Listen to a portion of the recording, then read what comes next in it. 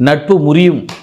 ஆதலால் வார்த்தைகளிலும் உறவுகளிலும் நட்புகளிலும் அளவோடு இருங்கள்.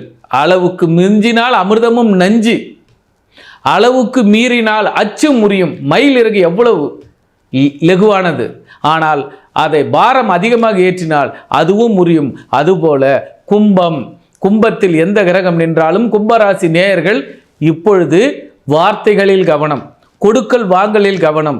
ஏனென்றால் குறிப்பாக வேலையாட்களிடமும் அல்லது தொழிலிலும் அல்லது தனக்கு கீழான சித்தப்பன் உறவுகளிலும் அல்லது சனியின் காரகத்துவங்களில் அல்லது மிஷினரிஸ் இதில் அது மாதிரி ஒயரிங் கொடுக்கல், அதாவது ஒரு நகையை உருக்கி இப்படி எடுத்துங்க, ஒரு நகையை வச்சு இன்னொரு நகையை மாற்றலாம் அல்லது இன்னொரு நகையை உருக்கி எடுக்கலாம் அப்படின்ற எண்ணத்துக்கு போயிடாதீங்க. உங்களுக்கு நஷ்டத்து மேலே நஷ்டம் வரும். ஆக கவனம் கவனம் கவனம்.